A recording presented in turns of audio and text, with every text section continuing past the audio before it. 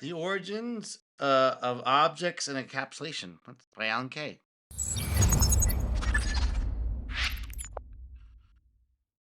Hello, I'm Chris Thanos. I'm a KMP developer. Tech support, so they're coming out for that on Tuesday. Okay, Alan Kay is my favorite architect of all this stuff. In fact, eventually everyone's gonna have to listen to Alan Kay, and I know I go on about him after a lot, but it's because he's talking about the real stuff that makes everybody's life so much easier. If we could just listen to what he has to say. So, where did the idea of the objects, where we got the name object oriented programming, which is he coined that term. Where did this thing come from? Let's see what he has to say. For me, the whole notion of objects was triggered off by seeing a number of different systems, some of them in computer science, but the first ones that I looked at were actually biological. I have a degree in molecular biology, and one of the things that struck me when I was studying molecular biology many years ago was that compared to the kinds of structures that we tend to build here on Earth, the average biological structure is more than 1,000 times as complex, both as regard to the number of different parts it has and to the complexity that has to be controlled. For instance, a grand piano is a rather complex machine, has about 20,000 parts, which surprises most musicians who don't even think that they're actually playing on a machine. Oh yeah. They think of it as an instrument, and an instrument by definition can't be a machine, but in fact it is a machine.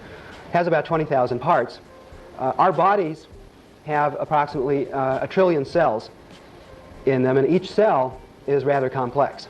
Each cell has many millions of components in its own right.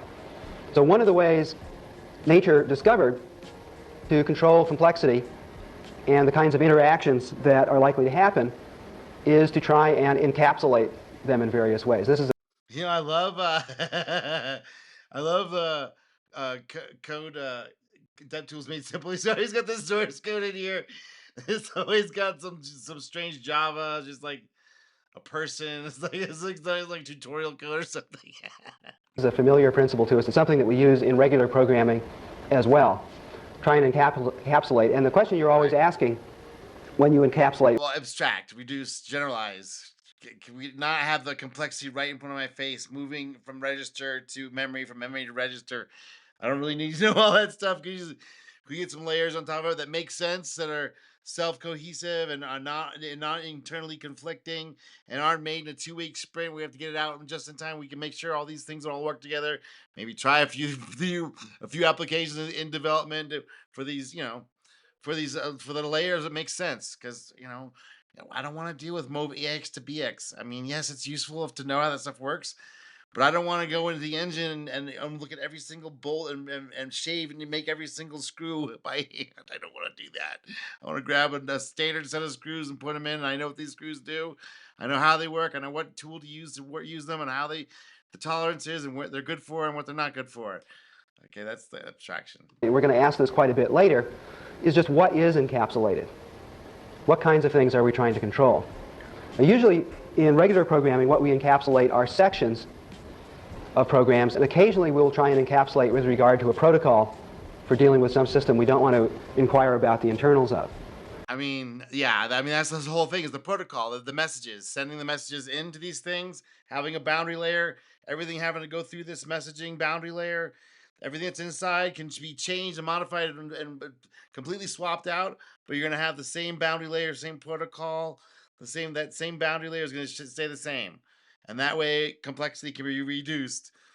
It's not a huge. It's like, okay, that seems like a simple idea. It's like, yes, it's simple, but it can be taken and done the most horrible ways possible. If you don't understand, you're trying to reduce complexity, not introduce complexity. Let's keep going. What biological systems encapsulate is the actual environment in which most important processing takes place.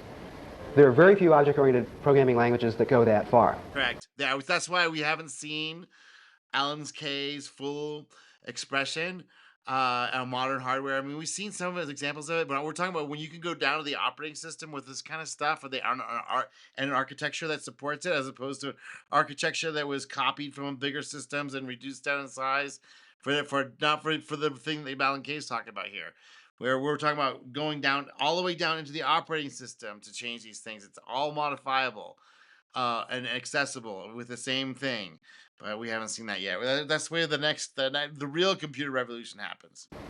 The average object-oriented programming language encapsulates not the environment, but in fact something like the state of a data structure, Right. along with the procedures that know how to intimately manipulate it. Right. So it's a program. What he's saying is there's a program running in this OOA, and that program is just a state inside the operating system. Which he's saying we need to go to the operating systems. That's why he's complaining a little bit here. And I am too, by the way.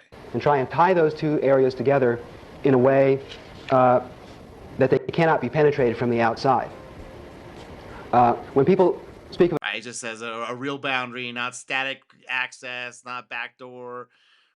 We bypass the front of the protocol. We just hack directly in. No, that's completely missing the point now, and we do it all the time because we've had to eke out this performance out of these systems.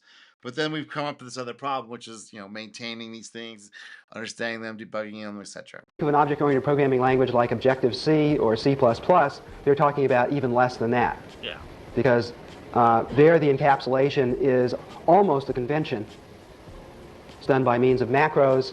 The amount of protection at runtime that is delivered is rather low. Well, So there are all of these gradations. Now, that used to be a big problem, but now that's not an issue. So we have other issues biological systems encapsulate with that Alan Kay's stuff will help fix eventually. a vengeance, because nature discovered that if you give each cell its own little captured ocean and let it devote about 90% of its actual energies to simply protecting itself from the outside world, as though the outside world were hostile, then you get a situation where you can build very large structures rather safely.